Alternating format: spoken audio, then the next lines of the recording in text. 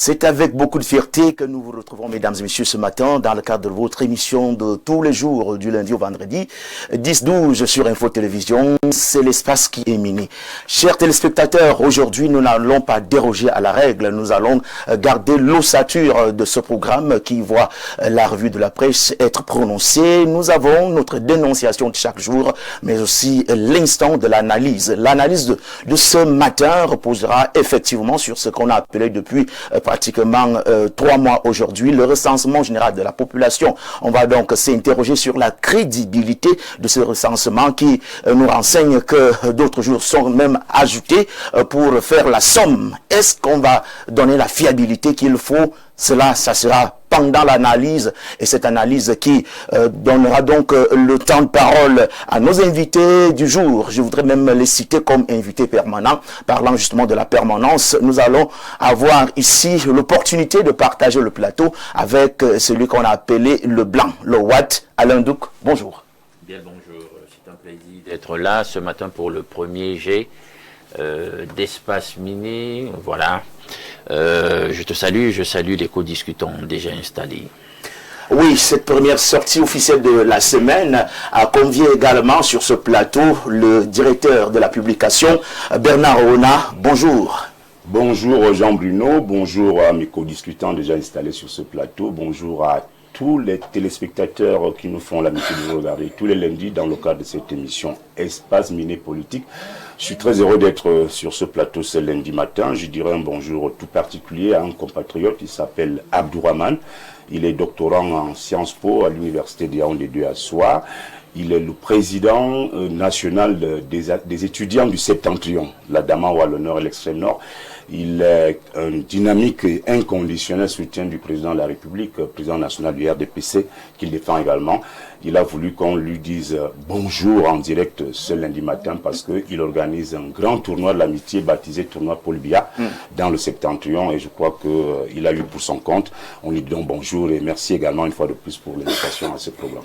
Merci pour votre présence. Celui que je m'en vais à présenter, c'est un inspecteur national de pédagogie. Il est même quelqu'un dont la casquette sur ce plan-là est celle à saluer sur le plan mondial. Il s'agit, vous l'avez déjà certainement su, mesdames et messieurs, de Prosper Penda qui partage l'instant avec nous.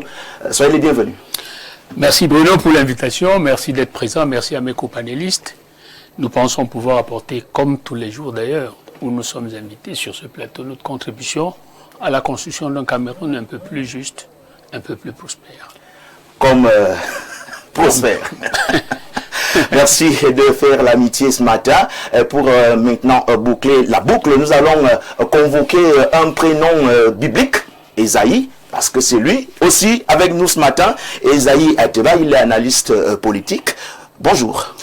Bonjour Jean-Bruno, bonjour aux co-discutants ce matin, bonjour à vos milliers de téléspectateurs. Je suis ravi d'être pour ma première fois sur ce plateau et je suis un habitué de la maison mais pas de ce plateau et je suis ravi de toujours revenir dans cette maison quand je suis invité. Un plaisir partagé, mesdames et messieurs, vous à la maison. Vous avez, comme d'habitude, l'opportunité, vous aussi, de réagir à cette émission qui se veut d'ailleurs interactive. Avec tout ceci, nous commençons à vous dire une fois de plus, bienvenue pour cette édition du lundi 27 juillet 2026. La suite, c'est tout à l'heure.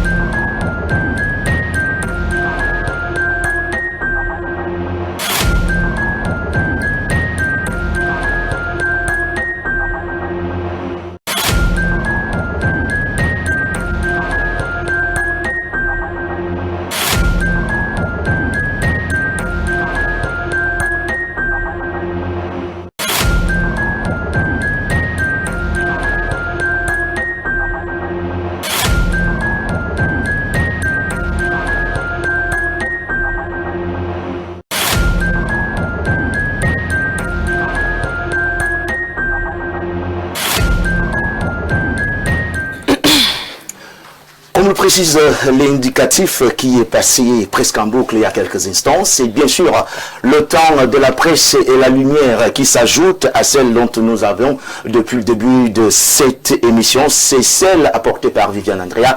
Bonjour. Bonjour, Efrain Gono, Jean Bruno. Bonjour à vos panélistes. Et alors, on va dire quoi? Bon lundi politique. Un bon lundi politique. Alors, ce matin, je pense que la presse camerounaise et celle internationale a beaucoup parlé. Exactement. On commence par quoi? Eh bien, en fin matin de ce matin, mesdames et messieurs, dans le cadre de cette revue de la presse pour le compte de ce lundi 27 juillet 2026, info matin de ce matin, titre en sa grande une, eau et énergie, le MINE présente les réformes à la diplomatie américaine. Le ministre Gaston Elundou et Somba a reçu en audience le chargé d'affaires par intérim de l'ambassade des États-Unis au Cameroun le 24 juillet 2025. L'échange a donc permis d'ouvrir de nouvelles perspectives d'investissement et de coopération entre les deux pays. C'est ce que nous dit ce journal de Dieudonné Mveng Bala. Avec le tri-hebdomadaire La Météo, nous renseigne justement que le Cameroun accélère ses projets ferroviaires stratégiques. En effet, c'était au cours de la 48e session extraordinaire du comité interministériel des infrastructures ferroviaires le 24 juillet à Yaoundé. La suite, c'est avec l'hebdomadaire Le Firmament de Parfait Haïti qui revient sur l'action pour la jeunesse et titre ce matin, le ministre Manaouda Mounouna Futsu lance un vaste programme d'insertion socio-professionnelle des étudiants de l'université de Yaoundé 1. On poursuit avec le quotidien Mutation qui, pour sa part, revient sur le recensement de la population avec une question majeure en sa grande une. Accordé avec faute, le quotidien de Georges-Alain Boyomo fait savoir que à la date du 24 juillet 2026, les travaux de couverture nationale étaient estimés à 60%. Et pour le Messager, Paul Biya, en Europe, 50 jours en Europe, c'est trop. C'est ce que nous dit donc ce journal. On poursuit avec Meyome Salah Info, qui lui tempère en annonçant en sa grande une l'imminence du retour du chef de l'État et les dossiers prioritaires. Le quotidien L'étudiant s'intéresse quant à lui à la dépravation des mœurs en titrant Halte à l'exposition. C'est le même sujet qui barre donc la une de Cameroun Tribune que gère Marie-Claire Nana et fait savoir ce matin, jeunes filles et réseaux sociaux, on a encore franchi la ligne rouge. Le quotidien de Marie-Claire Nana revient en deuxième actualité sur l'élection de Théodore Datouo. L'Ouest remercie Paul Biya. Et on poursuit avec le journal Le Popoli qui indique que malgré l'absence de son leader, le RDPC, dans l'agitation, l'information est à retrouver dans ce journal. Avec le Témoin, intéressons-nous à ce titre, laisser le SGPR en paix. Grossière manipulation. En effet, la manipulation au sommet, cible d'une violence de campagne de déstabilisation orchestrée par des officines tapis dans l'ombre. Le SGPR est au centre de toute fabulation. En réalité, cette cabale est un pur produit de règlement de compte sur le fond d'affaires occultes alimenté justement par les fausses révélations d'un militaire déserteur en quête de vengeance. Et le miel l'info qui fait le buzz n'a pas loupé cette information et titre Ferdinand Ngongo, un serviteur loyal qui perturbe le roc du palais de l'unité, fait donc trembler les réseaux sociaux de l'ombre. L'inébranlable bras armé du chef de l'État, le secrétaire général de la présidence, paye au prix fort sa fidélité absolue et sa rigueur institutionnelle. Autre journal, autre angle, mais même actualité, Capital Info, qui est un quotidien et qui titre « Ça fait 2 ans, pauvre déserteur ». C'était l'affaire Mbapou. Comment accorder la moindre crédibilité à un fugitif? Voilà maintenant 2 ans que cet ancien officier a lâchement fui les rangs de l'armée, terrorisé à l'idée d'assumer sa mutation disciplinaire à Garoua, son péché originel, avoir fabriqué de faux renseignements pour noyer le poison dans la ténébreuse affaire Mbapou, aujourd'hui recyclé en outil de chantage et rongé par l'égard. Ce soldat fantôme tente une pitoyable résurrection médiatique pour sa salir ceux qui l'ont démasqué. Une vengeance pathétique aux erreurs de sale manipulation qui s'écrase lamentablement sur le mur de la vérité. L'information est donc à retrouver en page 3 de ce journal. Avec la vitrine, nous parlons Finances, administration fiscale, 40 milliards portés disparus. Voilà, en page 3, retrouvez cette actualité. Et puis au bas de une, entreprise publique, la SICAM négocie sa survie auprès de la CNPS.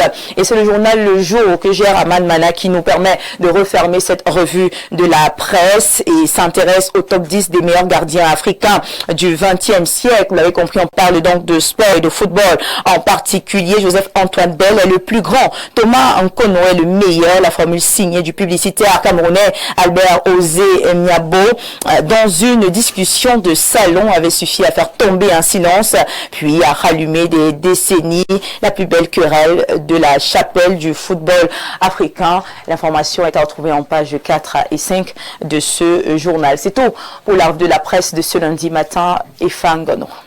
Merci à vous, très chère Viviane Andrea, pour cette brillante revue de la presse. Aujourd'hui, maintenant, nous sommes bien informés sur ce que disent les unes.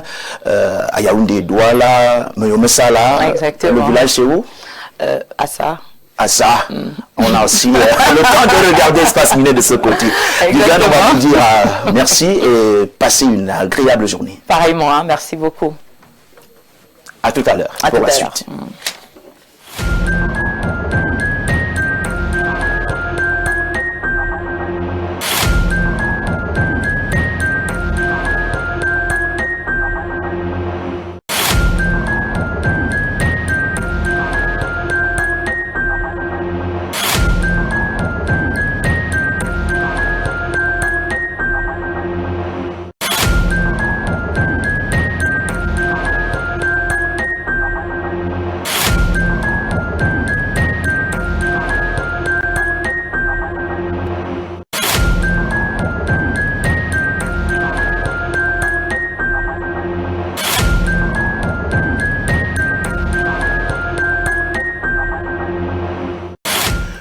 Regardez la télévision depuis le village Koumi-Etota. Nous faites bien, c'est espace miné. Voici le temps de la dénonciation et la signature et celle posée par Alain Douk.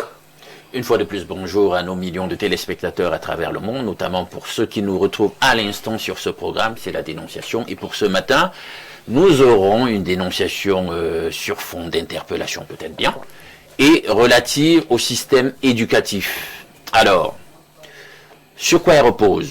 Dans le système éducatif camerounais, nous constatons que la discipline historique, la discipline appelée l'histoire, repose dans une grande propension, essentiellement sur l'histoire d'ailleurs, l'Europe, l'Asie, les grands empires africains, etc. Mais quelle est la place même de l'histoire du Cameroun dans les curricula du système éducatif? On a l'impression que la part est marginale. Donc, et c'est ce que je veux fustiger en ce matin. Parce que notre histoire a beaucoup à nous apporter, a beaucoup à nous apprendre. Alors, commençons par le pédagogue. À ce niveau-là, on peut se dire, ah oui, pourquoi avoir attendu aussi longtemps? Mais comme ailleurs, on dit aussi, mieux vaut tard que jamais. Aujourd'hui, Alain Douk vient parler de l'éducation. Une éducation qui semble oublier ses réalités pour parler en d'autres termes, qui semble cacher cette réalité que devrait normalement connaître la population camerounaise. Voilà la dénonciation de ce matin. On a des livres d'histoire qui nous parlent de l'Europe. On a des livres de géographie qui nous parlent de l'Asie. On a tous ces livres, tous ces bouquins-là qui ne parlent pas de notre vie réelle, de notre identité réelle. Prosper. Je me réjouis de cette dénonciation qui porte sur un sujet d'intérêt national. Quand c'est dénoncé ainsi, de la manière la plus propre, ouverte, je pense que les autorités dédiées qui sont à l'écoute ont déjà pris acte qu'il s'agit d'une question suffisamment préoccupante. Le peu que je sais par rapport à l'attitude de l'État vis-à-vis de cette réforme du système pédagogique, particulièrement en ce qui concerne l'histoire et l'éducation civique et morale, ECM, vous voyez bien que j'ai mis un peu de côté la géographie. Il y a une prise de conscience effective, je le dis du haut de ma posture.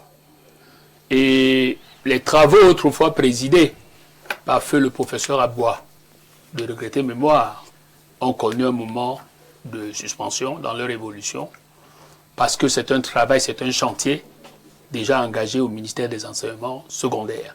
Je peux vous le dire avec certitude. Les travaux ont dû connaître un mouvement d'arrêt, parce que le président, il est mort, il est décédé, je crois, l'année dernière, si mes souvenirs sont exacts. Donc c'est bien de l'avoir remis sur le plateau avec notre chaîne de télévision écoutée aux quatre coins du monde. Je crois que les autorités académiques et administratives du MINESEC vont sûrement saisir cette occasion pour relancer la dynamique, pour que d'ici à moins d'1 an et demi, nous ayons déjà des curricula d'enseignement disponibles. Voilà le peu que je peux dire sur cette préoccupation fondamentale. Alors, Bernard Oona, vous avez suivi l'inspecteur pédagogique national qui reconnaît quand même qu'on a presque... adresser la préoccupation. On a presque raté le coach, parce que ça, il faut le dire et le reconnaître aujourd'hui. Et il salue l'initiative d'Info TV à travers la dénonciation d'Alain Douc de prendre et de saisir le taureau par les cornes. Je vais vous poser une question simple. C'est quoi ce papier format qui a manqué? Les silos sont finis? Ou alors c'est l'intelligentsia qui a somnolé pendant tout ce temps pour ne pas nous faire justement vivre qui nous sommes? Le problème, c'est que je suis heureux que le professeur soit sur le plateau, parce que lui-même, il est comptable de cette situation, parce qu'il a été, inspecteur national de pédagogie. Je pense qu'en son temps, il aurait dû également faire des propositions concrètes. Je suis dans la filière droit, où j'ai fait des propositions qui ont été... D'accord, professeur. Mais vraiment, il faut le dire avec beaucoup de sérieux. Je suis heureux également de ce que Alain Douc a mis cette dénonciation sur la table ce matin.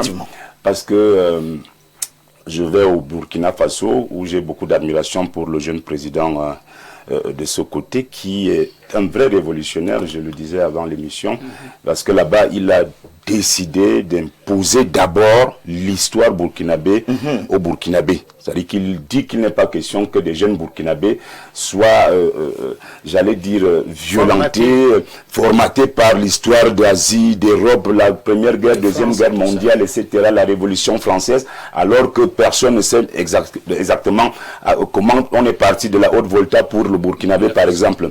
Au Cameroun, il y a une commission du livre que préside le professeur Vunda.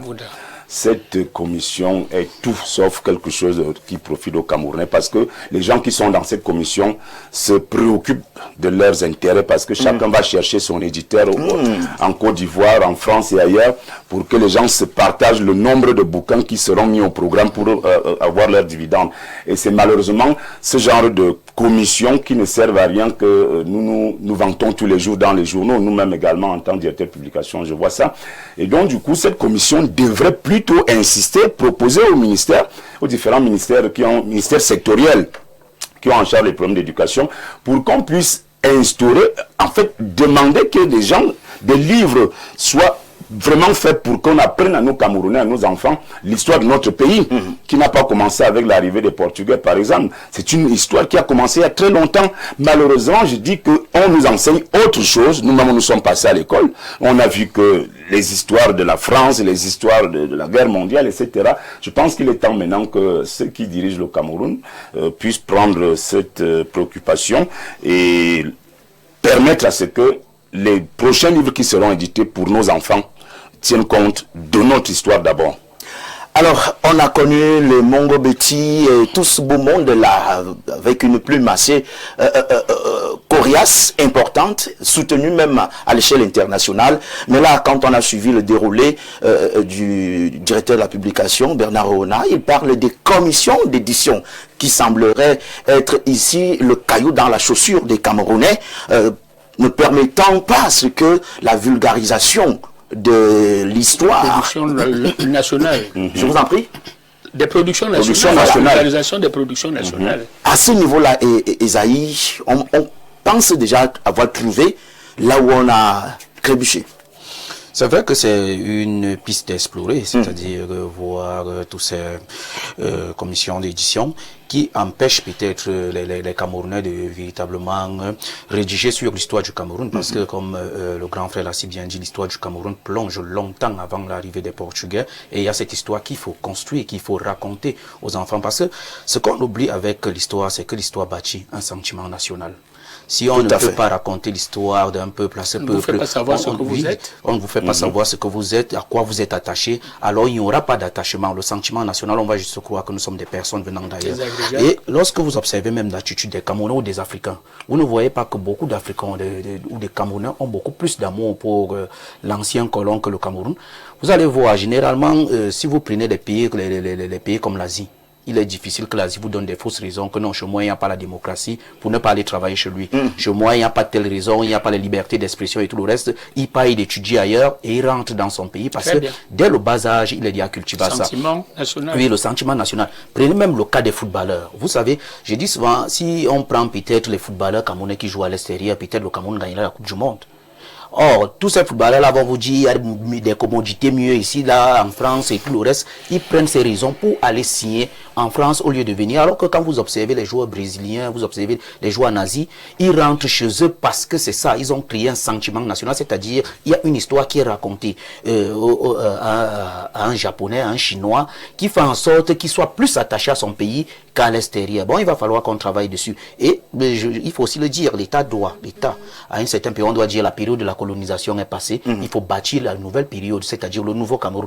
Le Cameroun qui crée ce sentiment national, qui crée l'État-nation. Parce que tous les jours, on nous dit qu'il faut qu'on crée l'État-nation au Cameroun. Mais comment créer l'État-nation s'il n'y a pas un lien social qui permet au Cameroun de se sentir camerounais? Parce qu'il va falloir faire cela, c'est-à-dire les figures emblématiques du Cameroun, l'histoire profonde du Cameroun, comment les traditions se vivaient, et il va falloir attacher les Camerounais à cette histoire-là. Parce que si on ne sait pas d'où on vient, comment savoir où on va, où on part? Tellement difficile. Je vois professeur qui va encore ajouter petit élément. Une petite matière. Allons-y. Il y a une petite avancée. Hein. Tout récemment, vous avez vu la rédaction du livre qui a été instruite par le chef de l'État, le livre récent qui a été dédicacé, qui rappelait la période la mauvaise période de confrontation avec les maquisards, ce qu'on appelait maquisards, nos frères qui sont entrés en rébellion. Cette période-là, cet ouvrage-là a été, je crois même le ferment qui a déterminé le président à instruire à nouveau qu'un travail sur l'histoire effectivement du Cameroun, ce travail qui a commencé soit accéléré et qu'il aboutisse dans les meilleurs délais.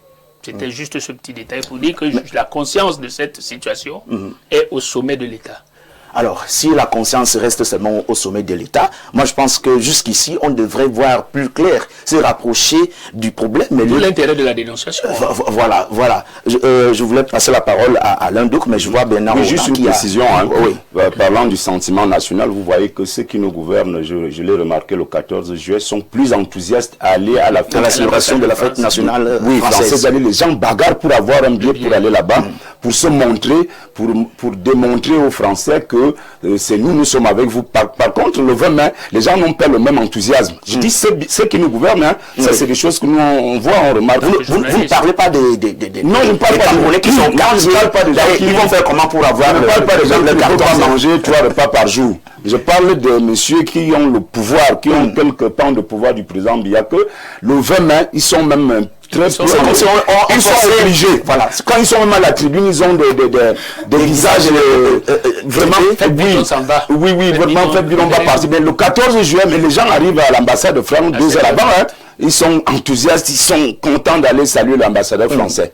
Alors, ça c'est aussi notre paire de manches et une autre réalité, malheureusement. Alain Douc, on a parlé quand même, et ça je reviens sur cette déclaration-là de Bernard, qui a rappelé qu'on peut avoir des intelligences et même la volonté de faire, mais à un certain niveau, la roue va prendre la chaîne et puis tout ça va s'arrêter. On parle des commissions. Vous êtes un écrivain, vous avez beaucoup d'ouvrages. Et aujourd'hui, est-ce que ce n'est pas peut-être ça, l'autre problème, l'autre phase négative de la situation que vous avez voulu bien présenter aux yeux du monde aujourd'hui, ce problème des dividendes? Bon, Dit comme ça, on va pas facilement savoir par quel bout l'attraper. Mais déjà, pour répondre, je vais dire que, et traiter de cette dénonciation, il faut dire que j'ai l'avantage d'avoir fait le système éducatif en question, que je suis en train de fustiger. Donc je parle pas de façon totalement excentrée. J'ai fait le système éducatif et cette critique est pertinente. Elle est très...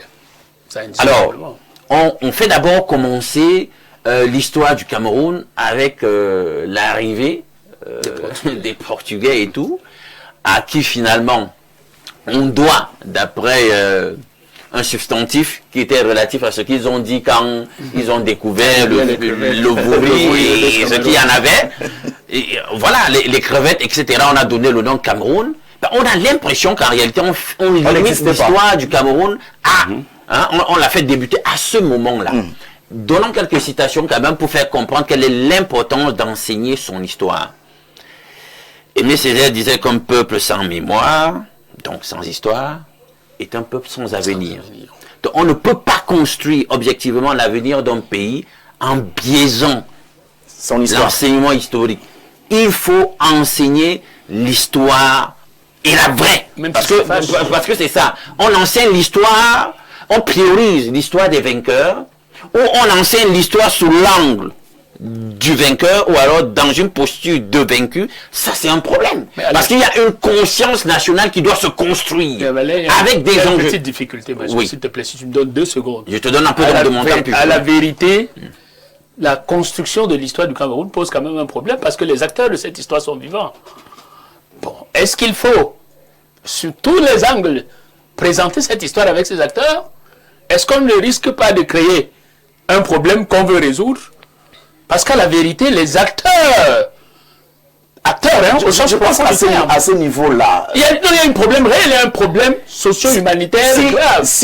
Cette histoire, on enlève même le si parce que c'est la réalité. Les acteurs de cette histoire sont encore vivants. Je pense que ça devrait être plus facile à reproduire l'histoire. Et d'un côté. Non, moi je comprends ce qui est où il va en venir. Parce que l'histoire peut accuser beaucoup de personnes. Il peut créer un problème croyant. Parce que l'histoire, il y a des accusations aussi dans l'histoire et qui il y a des gens qui sont portés coupables. Bon, alors on a dit qu'il faut faire l'histoire même si ça fâche. C'est ça. Bien. Ça, ce qu'il relève, ce n'est qu'un pan de l'ensemble de l'histoire. Pour les acteurs, on a déjà compris, parce que je vois sa préoccupation, c'est par rapport à l'histoire vraie, sur le combat anticolonialiste. Non, mais est-ce que notre histoire, l'histoire holistique, c'est un aspect. Or, avant les velléités indépendantistes, etc., il y avait des gens en Cameroun. Avant l'arrivée des Portugais, il y avait des gens en Cameroun. Tout à fait. Oui, mais quand il est arrivé au Cameroun, quelles en étaient les réalités historiques, les peuplades qui occupaient l'espace en question, que nous délimitons aujourd'hui comme étant le Cameroun? Qu'était-il? Comment ils se comportaient? Quelles sont les personnalités majeures qu'on avait? Est-ce que c'était effectivement la même ère, la même superficie? Mais c'est de tout ça qu'il est question. Il ne faut pas qu'on se limite aux problématiques indépendantes. Je ne me suis pas limité. Ça, j'ai analysé. Cette partie ne peut pas... voilà. Mais maintenant, la partie de l'histoire vivante. Mais attends, l'histoire c'est une science. Ça semble être un point de débat. L'histoire c'est une science. L'histoire c'est une science. Et la science doit être neutre. La science doit être objective. La science doit être véridique. Même si elle détruit. Elle détruit qui? La vérité qui va être exposée peut perturber les fondamentaux de la vérité. Il faut bien préciser. S'il te plaît. Oui, ça va détruire qui? Ce que je veux dire, c'est que les acteurs de cette histoire, si elle est dévoilée dans sa réalité holistique, allez, ça tu le sais. Tu sais que ce que je dis est vrai et juste. Si on raconte l'histoire du Cameroun jusqu'à cette date, à l'heure-ci, il y a de vraies raisons de penser que ce que l'on voulait régler, le sentiment national peut poser plutôt un autre problème très grave, difficile à régler. J'en doute. Parce que nous nous sommes donné des coups dans ce pays. J'en doute pourquoi? Historiquement, nous nous sommes donné des coups, Alain. Je t'explique pourquoi j'en doute. Et pourquoi je ne partage pas ton opinion sur le sujet. Parce que justement, la vraie histoire, il y a des travaux pointus d'érudition. Non, pas qui sont publics. D'autres vont se faire. Je dis, même à date, il y a des travaux pointus sur le sujet qui sont disponibles, sauf que justement, on ne leur accorde pas, la publicité d'accord, la visualisation, la communication, la mise en vitrine nécessaire pour que cela se sache. C'est ça le problème. Moi, je rappelle, parce que ça ne rapporte pas. Non, parce que ça peut mettre en balle aussi cette non, parce que la vérité des travaux, c'est oui. Voilà. Pour dire que quoi? Maintenant, il y a quelqu'un d'autre, il y a Karl Marx qui disait que ne pas enseigner son histoire ou ne pas apprendre l'histoire vous condamnera à la revivre. C'est ça l'enjeu d'étudier l'histoire. Quels sont les faux pas que nos devanciers historiquement ont commis et qui nous ont menés à tel ou tel niveau? Non. L'enjeu de l'histoire, c'est... Lorsqu'on a donc, cette intelligence, on se dit, ah voilà ce qui s'est passé par le passé, il faut tel type d'ingénierie, tel type de niveau de confiance pour contourner ce type d'obstacle pour les générations futures. Et je sors par François Mitterrand qui disait donc à ce sujet que ceux qui n'apprennent pas leur histoire perdent leur identité. Donc, il y a un problème fondamental de préservation de notre identité, ce que nous sommes intrinsèquement en tant que Camerounais. Les enjeux sont aussi à ce niveau et d'où l'importance véritablement d'enseigner parfaitement l'histoire. Voilà, Alors, Esaïe, on va revenir vers vous, peut-être même pour sortir de cette dénonciation. C'est vrai, quelque part, Prosper parle ou alors s'interroge, s'inquiète même à la limite. S'inquiète, je préfère. N'est-ce pas? S'inquiète. Si on va dire aujourd'hui, posons l'histoire sur la table, vulgarisons notre histoire, on risque d'aller réveiller d'autres anciens démons qui pourront venir nous faire avoir encore le bâton dans les roues. Oui, on va dire que certains principaux acteurs qui ont participé dans l'histoire du Cameroun en tant qu'acteurs peuvent avoir des choses à préserver ou à cacher. Mais ce qui est sûr, c'est qu'il faut dire, moi je dis, c'est d'où la pertinence de sa thématique, de sa dénonciation. Elle est pertinente. C'est que l'histoire va s'écrire progressivement. Et elle va sortir progressivement. Vous avez vu, il y a eu une certaine commission qu'on a envoyée en France pour l'histoire du Cameroun. Mais on n'a pas donné tous les archives. Vous voyez, on n'a pas libéralisé tous les archives pour qu'on ait l'histoire dans toute sa quintessence. Mais je suis sûr que d'ici quelques années, quand peut-être les générations qui ont connu la colonisation, ou bien qui ont connu la néocolonisation, tout ça va passer. Au bout d'un moment, les archives vont être faciles à libérer parce que beaucoup ne vont plus se sentir coupables de l'histoire qui est peut-être passée. Et il y aura cette volonté-là de vouloir éclaircir les choses. Ce qui est sûr, c'est qu'il va falloir que la vérité sorte et toute la vérité, parce que je pense quand même que la vérité pense facilement les blessures. Merci. Elle a franchi la vérité. Par rapport à son intervention, écoutez, est-ce que les véritables enjeux de cette commission-là, c'était de dire l'histoire la vraie? Non, quand les choses se gèrent dans la sphère politique, l'enjeu, ce n'est pas la science. L'enjeu, c'est pas la vérité. La preuve, je suis tombé... Si c'est pas la vérité, c'est quoi? Pas toute la vérité. Même si elle est partielle, il y a d'abord... Non, je ne suis pas... Ce n'est pas cet aspect de ton intervention qui m'intéresse ou sur laquelle je vais intervenir. La preuve, c'est que j'ai vu d'éminents, c'est-à-dire que des gens qui ont fait au niveau du Cameroun, en tant qu'érudits, historiens ici, des travaux pointillés sur le sujet, ils étaient étonnés eux-mêmes de ne pas être convoqués. Oui, ben... Pour la même commission. La commission ne peut pas être une commission... Non, dans chaque domaine, on sait que vraiment, si on parlait du sujet, si c'est Bénin ou là, il faut appeler. Ou c'est Isaïe. Le politique qui a engagé le débat a fait son choix. Non, on sait. Allez, non, on sait. Quand c'est la politique, on sait ce qui se passe. De travaux. Mais c'est toujours comme cela. Vous ne ferez pas autrement lorsque vous prendrez les rênes de ce pouvoir, monsieur...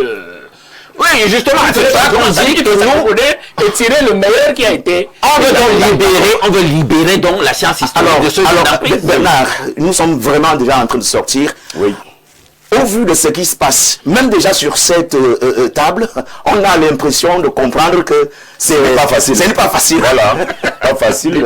Quand je suis Alain et le professeur Prosper, je comprends que chacun peut... Nous sommes encore loin de sortir. Oui.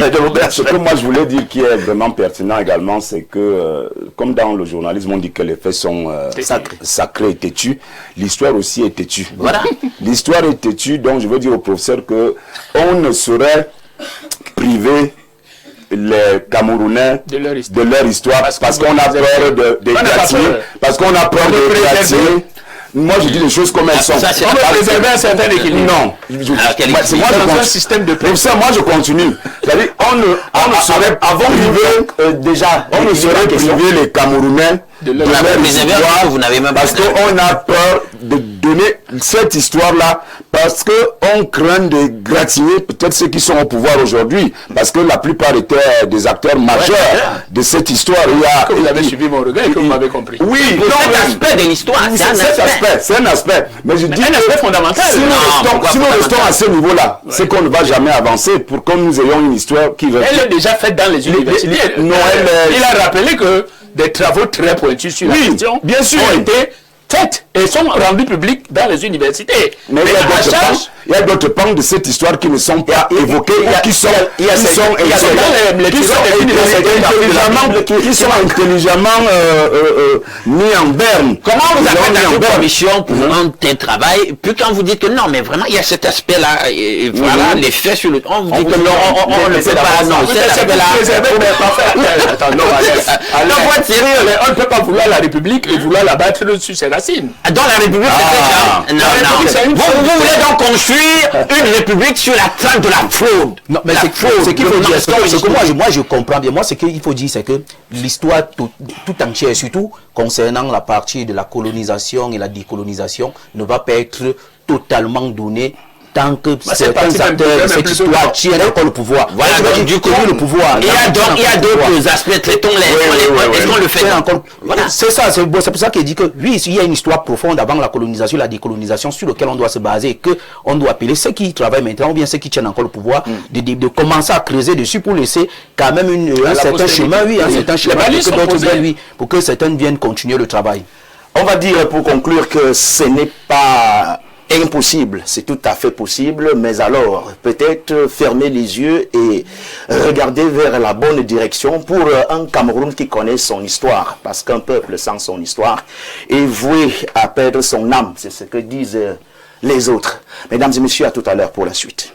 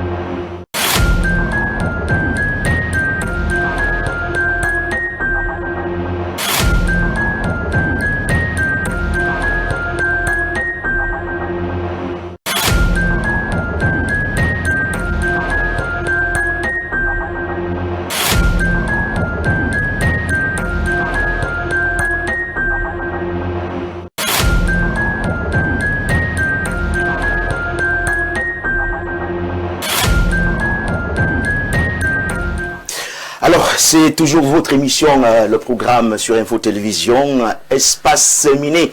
Après la dénonciation, nous allons essayer de donner aussi la possibilité à nos partenaires de s'exprimer. Et pour ce faire, nous recevons Lemakouma, l'homme de Plante de Vie. Ouais. Bonjour.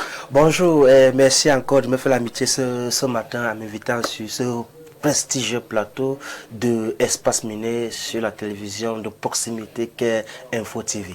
Je peux vous assurer que partout dans le pays, Info TV est hyper regardé, même dans l'arrière-coin du pays, il est regardé. On regarde Info TV même sur la planète Mars. Ouais, ça, merci d'être parmi nous ce matin. Qu'est-ce que vous nous apportez de nouveau? Oui, c'est de nouveau, ce qui est déjà pour les parents, à savoir le produit, le Rhumatox, ce produit-là qui permet donc de traiter les problèmes de rhumatisme, d'arthrose, de nerfs sciatiques pour des personnes là qui sont victimes de rhumatisme. Ces personnes-là qui ont atteint un certain âge et qui ont des courbatures, qui ont des douleurs au quotidien. Il faudrait déjà le préciser cela que quand on a atteint l'âge de 45, 50, 60 ans, c'est naturellement qu'on commence à ressentir des courbatures, on commence à ressentir des douleurs du fait que le système immunitaire commence à s'affaiblir. Alors qui dit système immunitaire affaibli va forcément dire problème de douleur musculaire ou bien de douleur articulaire. Nous avons des personnes là qui marchent avec la canne, des personnes là qui ont du mal à se déplacer au quotidien du fait qu'elles ressentent des douleurs au niveau des genoux, au niveau même de la plante des pieds et même au niveau du bassin et au niveau de la colonne vertébrale. Alors le produit Rhumatox que je suis venu avec ici aujourd'hui pour présenter aux millions ou bien aux milliards de téléspectateurs qui nous regardent actuellement, c'est ce produit qui permet donc dans un premier temps de renforcer le système immunitaire et il renforce le cartilage pour ces personnes-là qui sont victimes des os qui se rongent ou bien qui s'usent, ou bien des os qui s'affaiblissent avec le temps. Le produit Rhumatox renforce vos os et il renforce le cartilage et, comme je l'ai dit, il renforce le système immunitaire. Même si vous avez eu le rhumatisme depuis 15 ans, 20 ans, 35 ans et que vous avez tout essayé, ça n'a pas donné, on vous dit, chers téléspectateurs, rendez-vous tout simplement du côté de chez Plante de Vie pour pouvoir avoir votre produit Rhumatox. Le Rhumatox, c'est pas un baume, c'est pas une pommade, c'est pas un produit qu'il faut appliquer sur la partie dont on sent la douleur. C'est un produit qu'on va simplement prendre, donc c'est un produit qui est buvable, c'est-à-dire que le patient va simplement ouvrir la boîte, qu'il va mettre dans une bouteille de 1 litre d'eau et demi et qu'il va boire un verre matin, un verre soir. Et puis lui-même, il va constater comment la magie va s'opérer dans son organisme. Je le répète encore, quelle qu'en soit la durée ou la nature de vos douleurs au quotidien, même les femmes là qui ont eu des accouchements et depuis l'accouchement, elles ressentent des douleurs au niveau du bassin ou bien au niveau de la colonne vertébrale, on dit à la dame, chère maman, viens prendre ton produit Rhumatox. Des personnes même qui sont en surpoids et que les os n'arrivent pas à supporter la masse corporelle, on dit à ces personnes, le produit Rhumatox est le produit indiqué pour vous. Comme je l'ai dit, que vous soyez victime de nerfs sciatiques, de rhumatisme, d'arthrose et même de la goutte, le produit Rhumatox est le produit indiqué pour vous. Et à côté, j'ai le produit, le King Tapé. Ce produit qui concerne en grande partie les hommes, parce que même les femmes le consomment aussi. C'est ce produit qui permet donc de réguler, bien de régler, de résoudre les problèmes liés aux troubles érectiles. Pour ces messieurs-là qui ont les problèmes de faiblesse sexuelle, éjaculation précoce, reprise lente et même parfois perte d'appétit sexuel. Et chez les femmes, ces femmes qui ont les problèmes de frigidité, absence de désir sexuel, même parfois les problèmes de sécheresse vaginale, on leur demande de prendre le produit King Tapé, ce produit-là qui n'est pas un produit aphrodisiaque, encore moins un excitant, parce que Plante de Vie est contre les produits aphrodisiaques ou les produits excitants, parce qu'en principe, ces produits-là occasionnent davantage des difficultés chez des personnes, surtout quand l'individu est déjà âgé, il aura plus de mal à avoir une érection normale, parce que le produit aphrodisiaque ou bien le produit excitant va davantage affaiblir son rythme cardiaque et parfois même provoquer des problèmes de tension, bien d'hypertension. Et encore, comme je l'ai dit, le produit King Tapé, il concerne les messieurs là qui ont les problèmes de faiblesse sexuelle,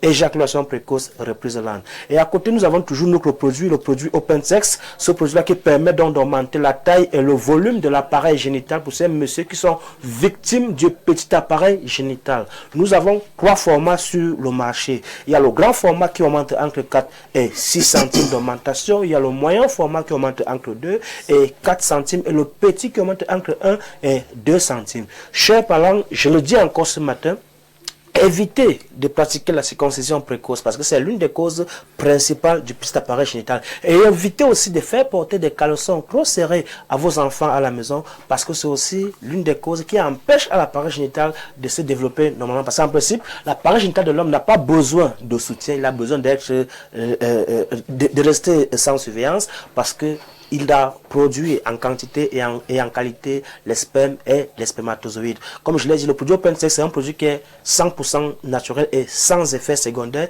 Il concerne tout le monde, que vous ayez 50, 60, 80 ans et que vous estimez que vous n'avez pas eu une sexualité assez épanouie ou épanouissante, le produit OpenSex vous concerne. Yaoundé, nous sommes en Kolndongo, Carrefour, Iptec, à l'immeuble Baïga Center, face Maison du Parti ou Maison de la Femme. Douala, nous sommes situés à la Cité des Palmiers, derrière le lycée de la Cité des Palmiers. Nous sommes aussi à Aquanor, ancien hôtel Madiba, lieu dit église Salem, c'est-à-dire nous sommes entre la pharmacie d'Aquanor et ancien hôtel Madiba au niveau de l'église Salem. Nous sommes à l'enceinte de l'église Salem même. Merci, docteur Lemakouma, pour ces informations. Je pense que Bernard Oona sera satisfait. Plus que satisfait. Plus que satisfait. Alors moi, j'ai juste une question à poser. Est-ce que c'est obligé d'augmenter sa taille? Non, il y a des gens qui, quand on parle de micro-appareil génital, c'est-à-dire que les gens ont vraiment, c'est-à-dire qu'en érection, ils n'atteignent pas les 2 ou 3 centimes en érection. Donc c'est vraiment petit comme mon petit doigt. C'est-à-dire qu'il n'arrive pas à avoir une pénétration. Il peut s'en servir pour autre chose seulement. Bon. Merci d'être passé ce matin. Merci beaucoup. Et à très bientôt. Merci.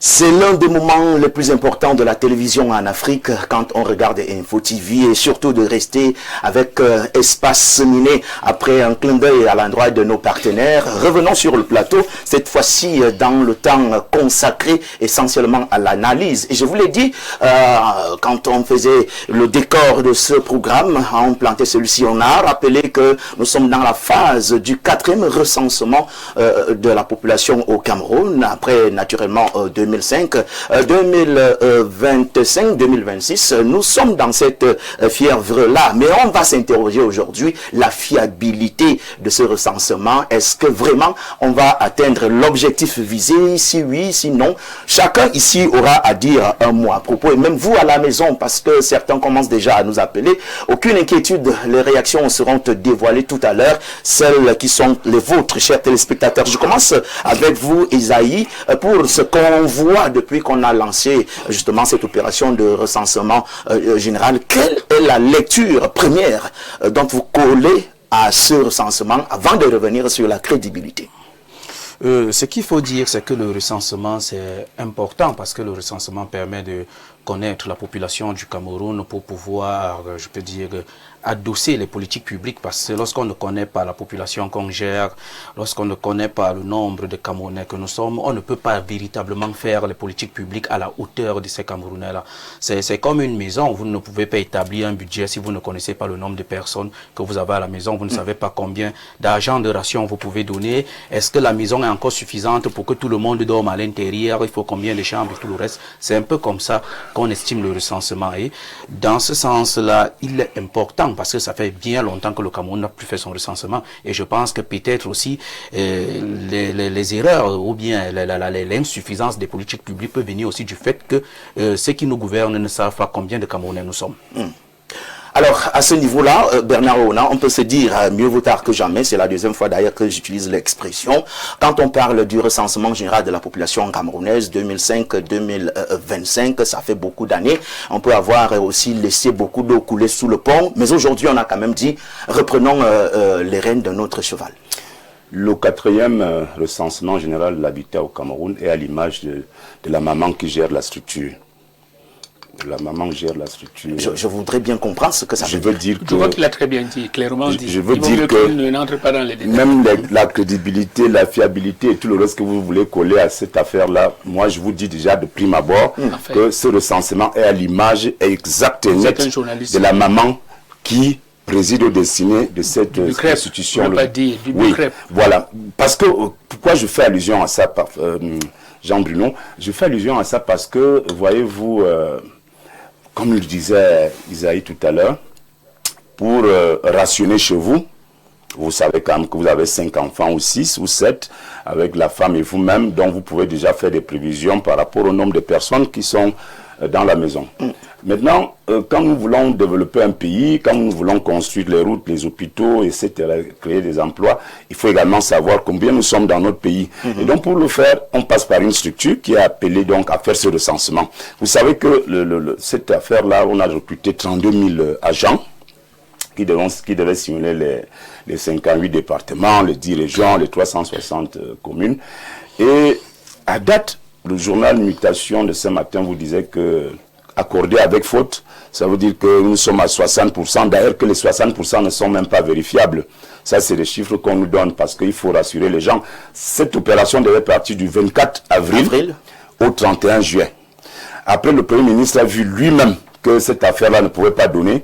On a rallongé, on est maintenant au 31 août. Mais moi, je vous dis que moi, je ne suis pas encore recensé. Moi, je suis encore là. Je ne sais pas qui a été recensé sur ce plateau, mais je dis que le 31 août, le 31 juillet, c'est demain. Le 31 août. Maintenant, après ça, on sera toujours en train de dire qu'il faut, on peut aller jusqu'au 31 décembre. Moi, je vous dis que cette affaire est à l'image de la maman qui gère ça. Et ça m'amène à faire un commentaire avant de conclure.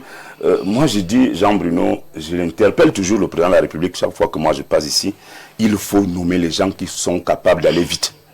C'est-à-dire, la maman, là, je n'ai rien contre elle, mais elle ne peut plus. Elle est déjà fatiguée. Et là, elle ne peut plus. Et là, vous savez qu'au Cameroun, on a des compétences, on a des intelligences, des gens qui sont capables de se donner à fond la caisse pour qu'une opération comme celle-là ne soit pas vous-même, à l'image. Vous faites déjà à fond la caisse, hein? Oui, parce que nous, on voulait d'abord faire un premier tour avant de... Est-ce qu'il y a quelqu'un qui est déjà recensé sur ce plateau? Vous n'avez pas répondu. Si quelqu'un déjà s'est déjà fait recenser Moi, dans... je le suis. Ah bon, donc c'est une chance, parce que là, moi, je n'ai même jamais senti ces gens-là passer à côté de ma porte. Mais je les ai vus à la télé passer chez les ministres. Et on faisait même beaucoup de publicité dessus, de reportages sur le président de l'Assemblée nationale. Non, vraiment, Jean-Bruno, un recensement, c'est quelque chose de très sérieux, de très, très scientifique, qui permet à un pays sérieux de faire des projections sur son développement, sur son avenir. Donc sinon on est en train de faire du bricolage là, si on est en train de faire je ne sais pas quoi, du tripatouillage là pour donner des chiffres qui ne vont pas refléter la réalité, on est mal barré. Attention. Je pense que là, lui, il a déjà eu à dire ce qu'on attendait pour donner son mot sur la crédibilité du recensement général. Alors, je reviens vers vous d'abord, Prosper, pour cette question qui semble être banale, mais qui pourtant fait le plancher de la thématique. C'est l'observation que chacun de nous peut faire de cette politique de recensement depuis le début. Enfin, on va même revenir dans l'annonce avant l'effectivité qui date du 24 avril 2025. 22 ans après le recensement de 2004, je suis très embêté. Pendant que je suis embêté, je fais mien tous les propos de Bernard. Ah bon? Je suis un acteur de la maison qui institutionnellement porte cette activité. J'y ai passé 17 ans. C'est quand même à un certain niveau de décision ou de participation aux décisions. Je suis très embêté par ce qui se passe dans une activité aussi importante pour un pays. Est-ce que c'est l'argent qui a manqué? Dès que le premier recensement est fini, on devrait déjà penser au prochain recensement, c'est-à-dire mettre des provisions à côté qui permettraient de les exécuter. d'exécuter ce recensement avec suffisamment de dignité. D'où vient-il que les agents recenseurs qui doivent parcourir les arrondissements n'aient pas 5 francs pour payer le taxi? Comment est-ce que nous pouvons prospérer dans ce type de comportement à date? Est-ce que c'est sérieux? Nous faisons comme si nous n'étions pas des Camerounais. C'est-à-dire que ce pays, nous allons, quand on va mourir, on va nous enterrer ailleurs. Je ne voudrais pas nommer les autres pays. On ne se comporte plus au Cameroun comme des Camerounais. C'est assez embêtant et le recensement nous en donne l'occasion. Nous saisissons l'occasion de ce plateau, vraiment, qui est internationalement écouté, pour dire que ce n'est pas bien. Ça, c'est le fait des hommes. Ce n'est pas le fait de la conception du projet, de sa mise en... C'est les hommes. Les gens font comme s'ils n'étaient plus Camerounais. Non. Et si certains acteurs ont traversé le seuil de la vitalité, mais pourquoi on ne les met pas dehors? Ou bien qu'on confie le recensement à des institutions? On en est là. Il y a un deuxième, le coordinateur technique, qui est un secrétaire général, dont personne ne doute de la compétence ici. Je veux nommer monsieur Jean Chofo, du ministère de l'économie, de la planification et de l'aménagement du territoire. Mais imaginez donc au-dessus de nous, ou bien sur le plan opérationnel, celle qui doit porter le projet, même le BUCREP, est arrivée au stade où monsieur le DPA a rendu son... Non, qu'on arrête ça. Il y a des institutions qui sont supérieures aux autres. Quand ça ne va pas, on arrête, on tranche, on avance. Pourquoi est-ce qu'on fait comme si on était devenu malade, on a traversé les remèdes? Excusez-moi de parler comme ça. Vous l'avez déjà dit.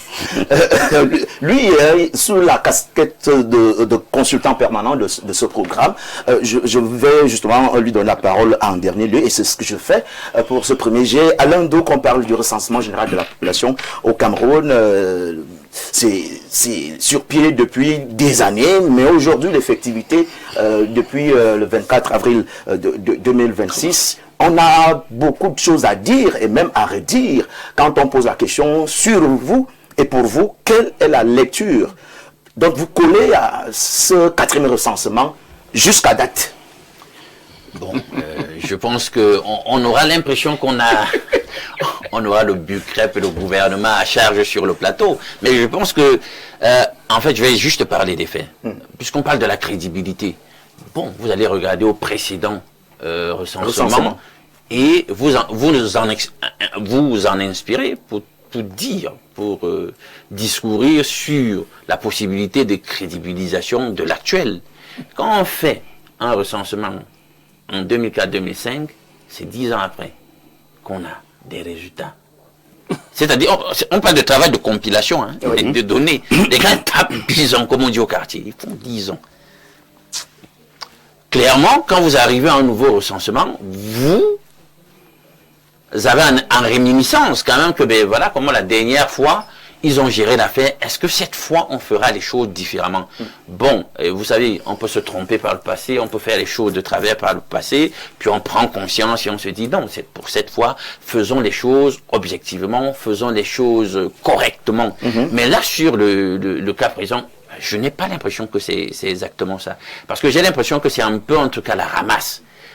Comme quoi, j'ai même l'impression que peut-être même, l'impression me viendrait d'ailleurs, quand on prend en compte les tensions de trésorerie, le risque de défaut de paiement que nous avons. Quand vous venez donc demander de l'argent aux gens, vous dites, bon, notre argent, déjà, vous savez, on nous donne déjà cet argent à des taux quasi usuriers. Il faut le dire. Donc ça veut dire que la destination Cameroun est hautement désormais risquée pour les financiers. Et en plus, il y a donc ce facteur lié au fait que sur le plan même de la gestion démographique des choses et de la perspective du développement, vous n'avez même pas des chiffres actualisés de ce à qui votre perspective du développement ou alors de la dynamique que vous voulez mettre en œuvre sur le plan économique doit s'adresser. Votre cible, mais quel est son nombre? Ça fait donc que ça augmente donc la perception de risque que les financeurs ont à votre encontre. Donc, du coup, on se dit que par rapport à la conjoncture du moment, on est donc empressé là, comme ça, de chercher à faire un recensement. C'est vrai que parfois ici aussi, nous disait ici à un moment que certainement, par rapport à ce questionnement qu'il avait fait à son homonyme sur le plateau, mais combien sommes-nous, etc., on a peut-être mis... Il avait dit qu'on est...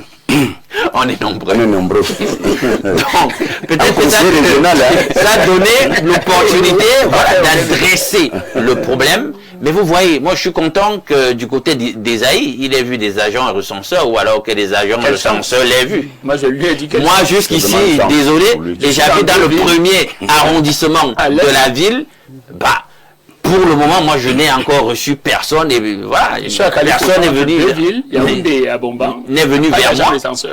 Vous voyez donc, il y a, et nous ne sommes pas les seuls, il y a des Camerounais, ils sont dans un nombre que nous ne saurions ici évoquer, ou alors fixer, qui se plaignent et trouvent que sur le moment, le recensement en question, vraiment, a quelque chose de fondamentalement biaisé là, et qu'on ne va pas sortir de ce recensement avec la prétention que nous sommes en train de faire quelque chose d'objectif. Or, justement, il faut qu'au terme de ce recensement, on ait une réalité au travers des statistiques qui, au moins asymptotiquement, se rapproche quelque chose qui congrue vers la réalité. Or, avec ce que nous sommes en train de voir, je pense que le plus clair des Camerounais doute. On a l'impression que c'était juste un prétexte pour justifier voilà une action future qui nous est jusqu'ici occultée, mais que l'enjeu ce n'est pas effectivement d'avoir les bons chiffres ou alors des chiffres qui se rapprochent de la réalité. Bernard, on a les chiffres qui se rapprochent de la réalité. On est là, nous sommes partis de 355 000 agents de recensement, mais pour 32 000 qui ont officiellement été adoptés pour faire le job. C'est peut-être pas à ce niveau qu'on a commencé à échouer sur la crédibilité et même l'efficacité du recensement, parce que si sur ce plateau, d'ailleurs moi je peux pas me dévoiler, je sais pas si je les ai déjà vus ou alors si je les ai vus, mais sur ce plateau, sur 4 personnes, il n'y a que Esaïe qui a eu la chance de rencontrer. Parce que c'est Esaïe. Peut-être. Ouais. Est-ce qu'on n'a donc pas vu ces mécanismes-là venir à temps pour savoir les contourner et rendre efficace son action? Jean-Bruno, le problème avec le Cameroun, c'est qu'on fait souvent comme si on est surpris. Vous savez que pour faire une opération de cette dimension-là, recensement, on prépare ça en amont et à l'avance. Bien évidemment. On prend le temps même de budgétiser. Vous vous imaginez qu'on vous dit que des enfants marchent à pied des kilomètres dans la ville sous le soleil et qu'on ne leur paye même pas le taxi? Est-ce que ça entre bien dans les oreilles d'un homme normal, lucide? C'est incompréhensible. C'est un peu comme si on est dans les amusements. On a traversé les remèdes. Je crois que c'est ça. Parce que aujourd'hui, Jean-Bruno, je vais vous dire... À ce niveau-là, je vous gardez la parole, parce que si on s'attarde sur les enfants marchent à pied sans taxi, est-ce que pour faire un recensement, ils doivent être à pied? Oui, le problème c'est qu'ils doivent être payés. Et je dis donc que quand on a pensé ce recensement, ce 4e recensement, on a fait la provision devait être la provision était quelque part, ça j'en suis persuadé. Maintenant, ce qui se passe et qu'il faut bien dire aux téléspectateurs, c'est que entre-temps, parce qu'un recensement également est politique, vous savez, entre-temps, le ministre de l'administration territoriale a fait des propositions de redécoupage territorial à Monsieur le Président de la République. Ça veut dire que l'État voudrait créer de nouvelles unités administratives, en se fondant sur les résultats des recensements. L'État doit, au finish, et créer également de nouvelles circonscriptions électorales, c'est-à-dire que le nombre de députés, par exemple, doit être relevé à la hausse, des sénateurs également, des conseillers régionaux et autres. Parce que la population a grandi depuis le dernier recensement. Imaginons que nous soyons 30 millions de par les chiffres du dernier recensement. Il va sans dire qu'aujourd'hui nous sommes à plus de 30 millions. Nous sommes à 40 peut-être. Naturellement. Pourquoi pas 50? Donc si aujourd'hui nous sommes pratiquement à 60% de recenser, ça veut dire qu'il y a encore pratiquement la moitié des Camerounais qu'il faut recenser. Et comment ça va se passer, en combien de temps? Donc ça, c'est les questions pratiques et techniques qui concernent la commission qui est chargée de cette affaire. Mais je voudrais quand même insister sur un aspect de cette affaire. J'ai dit que pour que nous soyons sérieux, comme disait le professeur là, si les Camerounais travaillent comme s'ils vont voyager après, en fait, c'est que tous ces gens qui nous dirigent ont de double, triple nationalité.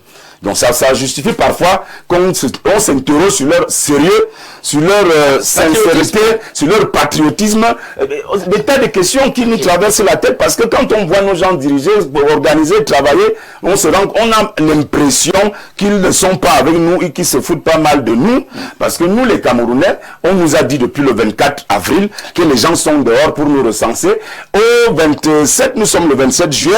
Moi, je n'ai encore vu personne. Je n'ai encore vu personne. Ici, nous sommes 5. Il y a Esaïe seul de la Bible qui a déjà vu ces gens-là passer chez lui. Et donc, nous, on s'interroge. Donc, on demande à monsieur le Premier ministre de recadrer ces gens-là et de leur donner les moyens, si c'est les moyens qui manquent, de leur donner les moyens qu'il faut, parce qu'il faut bien le dire ici, tous les agents recenseurs sont aux abois parce qu'ils ne sont pas pris en compte pour ce qui est de leur solde. Il faut que les gens soient payés quand vous les recrutez pour qu'ils travaillent un travail important qui doit donner des statistiques qui vont permettre aux Camerounais, aux dirigeants camerounais de mieux le gouverner. Alors, après votre prise de parole, là, nous allons faire un clin d'œil maintenant à nos téléspectateurs, parce que nombreux sont-ils qui nous ont écrit depuis le matin. Bonjour Jean-Bruno, salut à votre plateau ainsi qu'à vos millions de téléspectateurs à travers le monde. Je m'appelle Dr Henri Sam Etame. Et je dirais ceci, la crédibilité d'un recensement général de la population ne dépend pas uniquement des outils statistiques ou de la qualité des questionnaires. Elle repose avant tout sur la confiance que les citoyens accordent à l'institution qui conduit justement le processus. Dans le cadre de mes recherches doctorales sur l'impact de la question à travers le projet Globe et des attributs du leader CLT sur la gouvernance au Cameroun, j'ai constaté que les populations évaluent également les institutions à travers les qualités qu'elles attribuent à leurs dirigeants, l'intégrité, la compétence, l'impartialité, la transparence et le sens même de la responsabilité. C'est pourquoi lorsque M.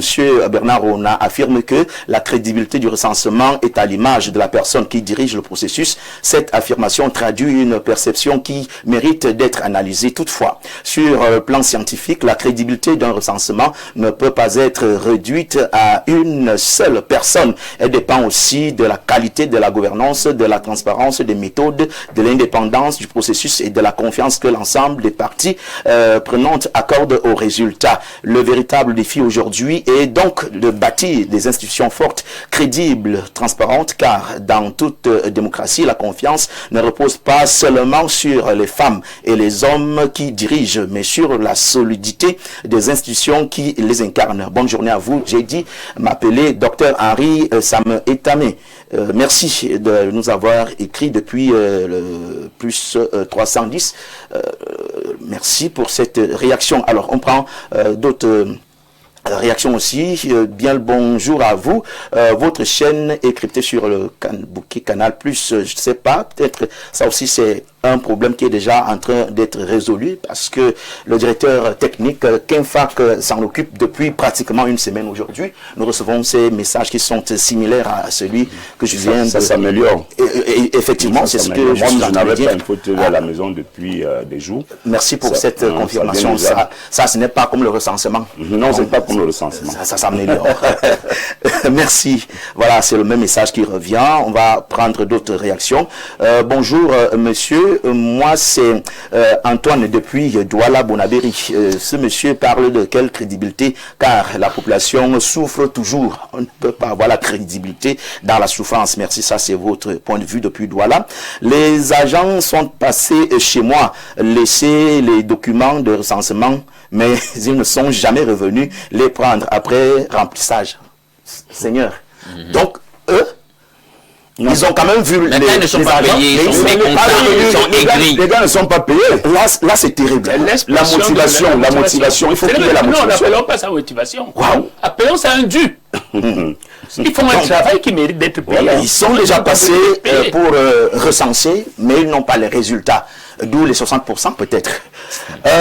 Pitié, écoutez-vous. C'est très... Merci, on s'écoute très bien ici, hein, même vous à la maison. Je pense que vous nous écoutez aussi. Bonjour, que les historiens camerounais proposent les œuvres appropriées aux ministères qui sont en charge de cela. Mais malheureusement, s'agissant des livres mis au programme, dès qu'un inspecteur national part à la retraite, le nouveau édite ses propres livres scolaires avec ses nouveaux collaborateurs et compagnons de tout le temps. Je vous ai dit que c'est un gros business. C'est un très gros business. C'est dans l'intérêt national ou celui de leur portefeuille. À ce niveau-là, on se pose des questions. J'ai pour repère les manuels du docteur Richard Akoulouze qui ne sont pas au programme, mais que beaucoup de familles continuent à utiliser à la maison pour entraîner leurs enfants au primaire. Ça, c'est à recommander. Merci, c'est déjà un exemple. Bonjour, Espace Minier. Je tiens à vous exprimer toute ma satisfaction suite à votre dénonciation. Pour ma part, je dirais simplement que cette affaire n'apporte rien de constructif aux jeunes étudiants. Il est préférable de se concentrer sur l'essentiel, de maîtriser son domaine plutôt que de se surcharger avec des questions qui ne nous concernent en rien du tout. On nous parle d'une histoire qui n'est pas la nôtre pendant que nous avons notre histoire qui n'est pas connue par nous. On peut d'abord s'arrêter là pour cette première phase de lecture des réactions. Je reviens vers vous, parce que vous avez dit avoir passé 17 ans dans les couloirs qui peuvent nous conduire à un bon recensement. Mais je me pose une question qui est simple et qui peut même aussi s'arrimer à la déclaration de Bernard Arona. Pourquoi ne pas prendre les flops de 2004 pour se faire un sentier assez solide? C'est ça toute notre jeune. La jeune qu'il a évoquée en évoquant le pilier technique de cette opération, en évoquant... ce n'est pas une attaque ad hominem, ce n'est pas une attaque adressée à une personne. Il pose un constat auquel j'adhère. J'ai fait 17 ans à la division des affaires juridiques du ministère de l'économie, jusqu'à un certain niveau de cette division. Un niveau qui me permettait de voir, d'apprécier, d'élaborer même les textes. Nous avons élaboré les textes de 2004. Parce que quand j'arrive en 2006, les textes sont en cours d'élaboration et d'adoption pour le lancement en 2004. Mais nous avons peaufiné, nous avons suivi l'opération. À dire vrai, ce n'est pas la publication des résultats qui a fait problème. C'est l'enjeu qui justifiait qu'on publie ou qu'on ne publie pas un peu en amont. Ça s'est passé très bien. Quand Alain Douk parlait de 10 ans d'attente de la prochaine. Il a raison, il y a des enjeux. Le recensement, lui, n'a jamais eu de flop en 2004.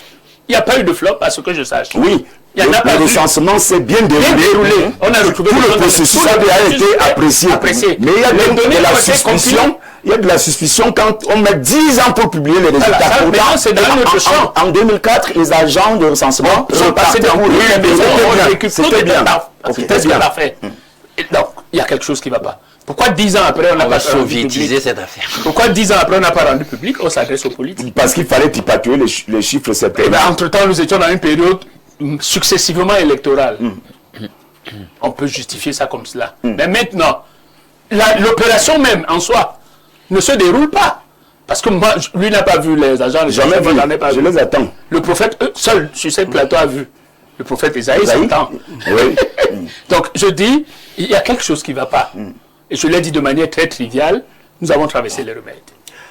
Je ne sais pas si on l'a fait ensemble, mais comme on parle du Cameroun, Alain Douk, on a ici en face de nous une situation assez, je vais dire, importante dans l'objectif, mais donc qui semble ne pas avoir les fruits escomptés jusqu'ici. 60%, je me dis à ce stade que c'est encore imaginaire, le pourcentage de l'avancement du recensement. Si on reste sur la seule réalité que même Ben, qui est le réalisateur de cette émission, ne sait pas encore faire recenser, on peut, nous faire notre recensement et constater que beaucoup parmi nous n'avons pas déjà eu la chance de rencontrer ces agents. Est-ce qu'à ce niveau-là, on peut se dire à la date butoir qu'on peut compenser les 40% si on s'en tient seulement au premier chiffre? Je vous ai dit que je fais. Est-ce que c'est possible? Compenser les 40%, il faut donc déjà, au préalable, avoir validé le 60%. En plus, moi, je ne sais pas trop sur quoi se repose la statistique en question, de taux de couverture ou de réussite de 60%, honnêtement. Donc, si un recensement d'entrée de jeu, et c'est vrai, hein, On me l'avait soumise, hein, cette préoccupation-là, comme dénonciation. C'est-à-dire, d'entrée de jeu, les gars se plaignaient déjà, les agents recenseurs. Ah bon? Ah non, on nous a pas donné ça, on nous a pas donné ça, machin, qu'est-ce qu'on va pouvoir se déployer? J'ai reçu ça comme dénonciation. Mais à l'époque, voilà, on n'avait pas, je pense que c'est peut-être dans certaines interventions là qu'on a évoqué ça comme ça, on est passé. Donc, tel on fait son lit, tel on se couche. C'est des petits indicateurs comme ça qui commencent à écorner, à éculer la perception même du sérieux qu'on a de ce qui est en train de se faire. Donc, maintenant, il y a un problème. Nous avons un territoire qui peut être facilement maillé. Il est même maillé. Voilà, au travers de petites entités comme les chaufferies. Comment? Qu'on a partout. C'est même la plus belle. C'est pour cette raison que... On aurait pu simplement aller là-bas, à cette unité-là. C'est pour cette raison que le Premier ministre a demandé au MINAX d'impliquer les autorités administratives qui ont commencé à tenir des réunions dans le cadre de leurs différents territoires. Et donc, du coup, les chefs de terre, dont les sous-préfets, donc, tendent la main aux chefferies de tous les degrés, premier, deuxième, troisième degré, jusqu'au chef de bloc. Et le travail se fait vraiment en synergie là, assez rapidement. Je ne sais pas pourquoi ça dérange. Donc, finalement, c'est sur la fin qu'on fait peut-être ce qu'il aurait fallu faire dès le début. Au départ. Bien. Maintenant, il y a la question du financement. Vraiment, beaucoup d'argent sont engagés. Et il y a des plaintes, et pas qu'au niveau des agents recenseurs. Parce qu'on veut vraiment questionner l'utilisation de ces 19 milliards. Parce que 19 milliards, c'est pas une petite affaire, quoi qu'on dise. Mobilisé? Oui, d'autant plus que il y a, dans ces 19 milliards, 11,5 milliards quand même qui viennent de financement extérieur, la Banque mondiale, etc. Dans une situation d'extrême difficulté des finances publiques. Vous le savez, des problèmes de paiement, etc. Donc, il ne faut pas aller s'endetter, il ne faut pas mobiliser de tels capitaux pour faire un truc qui sera sur la fin, en termes de résultats, un truc qui ne reflète pas la réalité, voilà, qui n'est pas crédible du tout. Sauf s'il y a un autre agenda qui veut que l'enjeu, ce n'est pas l'objectivité, mais l'enjeu au finish, c'est d'avoir un certain résultat qui permet de légitimer ou de justifier une certaine action politicienne, hein, c'est-à-dire une dynamique de la soviétisation, si je veux. Vous insistez. Un processus. Bon, c'est là où on en est, mais je dis vraiment, si je prends pour le pouls que j'ai pris, quand même auprès des hommes, des médias, des confrères, du ressenti des Camerounais, qui sont d'ailleurs très suspicieux.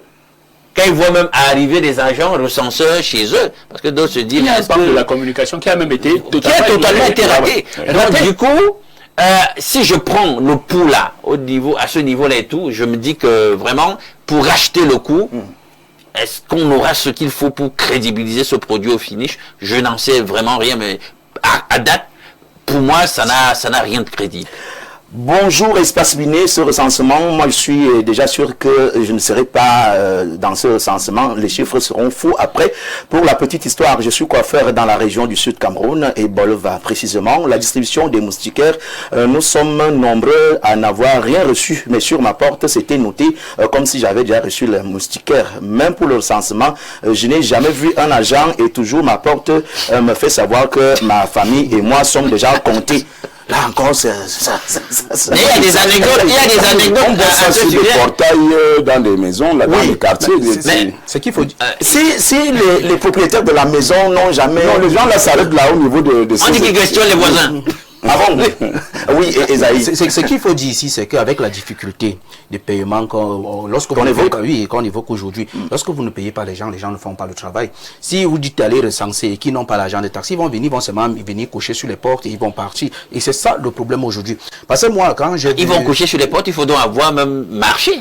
Et c'est le souci que moi je peux décrire ici. C'est que même la demoiselle qui s'est rendue chez moi, parce que beaucoup avaient même l'impression que c'était les gens qui viennent souvent faire faire les ventes des produits. Ah, non, les ventes des produits. Comme on en a beaucoup là, les vendeurs à la criée, je sais pas comment on les appelle là, ces agents commerciaux, c'est quoi. Ils viennent souvent vendre les trucs là. Et beaucoup de gens même repoussaient ces gens parce que pour vous dire, même en termes d'équipement, c'est-à-dire il n'y a pas eu un choisible, il n'y avait pas d'habit qui au départ. Oui, au départ, au départ, il n'y avait pas d'habit qui permettait en sorte qu'on reconnaisse que cette personne est un agent de recensement ou pas. Ce qui fait que beaucoup étaient même suspicieux, beaucoup ne voulaient même pas laisser ces gens entrer parce qu'on se disait, tu vas venir me demander mes informations et tout. Et il n'y a pas eu la communication en amont dès le départ. Parce que je pense quand même que lorsqu'on a ce type d'opération, il faut qu'il y ait une réelle communication, peut-être 3 mois en avance, ça passe partout. On vient de voir les chaînes de télé et de radio, je ne sais pas si vous, vous qui passez presque partout, jusqu'ici, s'il y a eu une publicité qu'on a mis ici, mais comment? Il n'y a pas que la CIATV qui doit diffuser, il y a toutes les chaînes où les Camerounais regardent chaque jour où ils sont scotchés, qu'on doit venir mettre de la publicité parce qu'il y a eu 19 milliards pour ça, c'est-à-dire qui concernait la publicité, le déplacement des agents et tout le dispositif qu'il doit avoir tout autour. Mais j'ai l'impression qu'on n'a pas fait le travail. Et au Cameroun, on a de plus en plus l'impression que ceux qui travaillent aujourd'hui ont l'impression qu'il ne faut plus rien faire. Peut-être c'est ceux qui vont venir travailler demain qui vont travailler. Mais aujourd'hui, dès qu'il y a l'argent, personne ne travaille. On ne se bouge pas. On ne fait pas les choses à ce que tout soit bien pour que les Camerounais se sentent à l'aise dans leur pays. Quand on a un recensement où les chiffres sont biaisés, où presque tout le monde n'est pas recensé, on se demande est-ce que il y aura une certaine crédibilité. Et même au niveau du BICLUB, on devait déjà travailler à digitaliser même cela. Parce qu'aujourd'hui, on a quand même des avancées. Le recensement peut être même plus facile si on avait...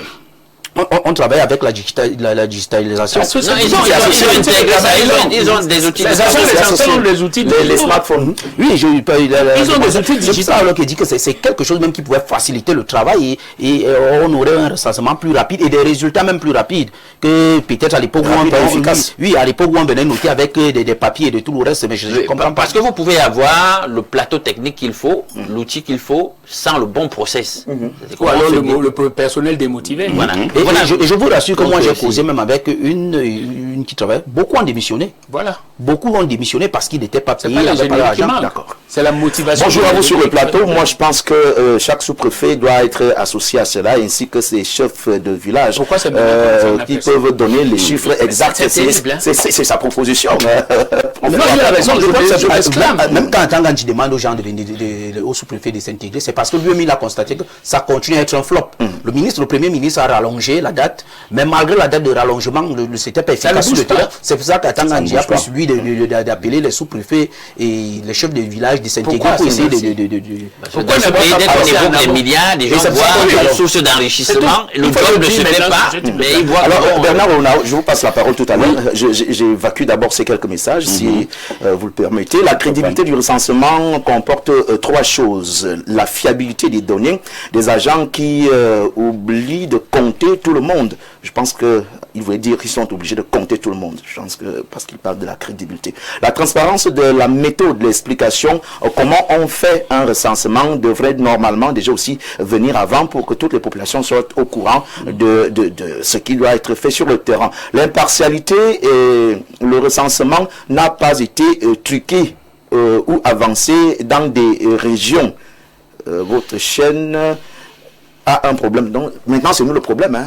C'est comme si on voit cette réalité autrement que notre ami qui nous écrit. Malheureusement, il n'a pas signé son message. Parce que lui, il pense dire là que ce que nous disons n'est pas réel. En tout cas, nous, on ne parle pas sur ce plateau de trucage, on parle de crédibilité. Voilà. Bonjour, le recensement est en train d'être effectué et c'est aussi un problème parce que pour moi c'est archaïque. Question, le Cameroun a-t-il respecté les différentes phases de recensement et sa méthode? La méthode qui est 1. Travaux préparatoires. 2. Travaux cartographique. 3. Recensement pilote. 4.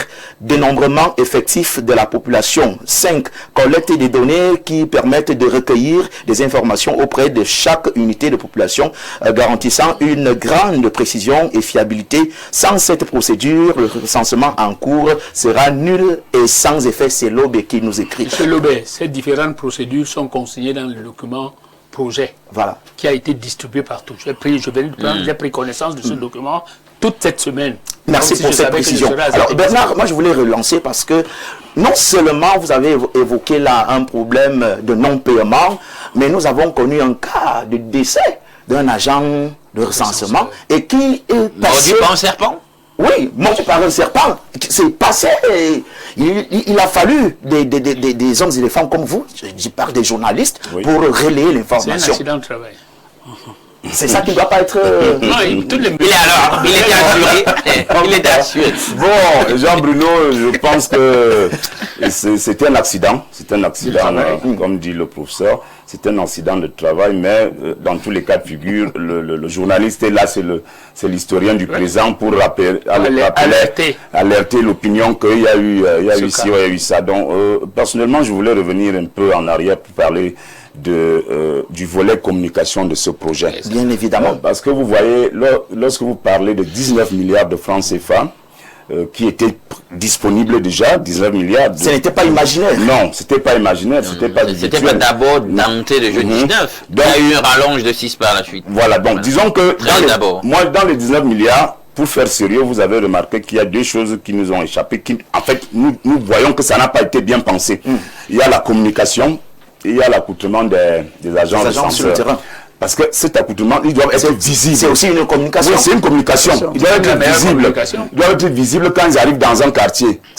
On les identifie. Il ne faut pas les confondre avec les vendeurs à la criée, avec les gars docteurs et machin, tout ça là. Non, ils sont des agents recenseurs officiellement envoyés en mission par le bureau qui s'occupe de ça. Bon, maintenant, dans la communication, si vous avez 19 milliards, si vous prenez seulement 5% des 19 milliards, ça vous fait 950 milliards, moins d'un milliard même, 950 millions, ça fait moins d'un milliard ou presque un milliard.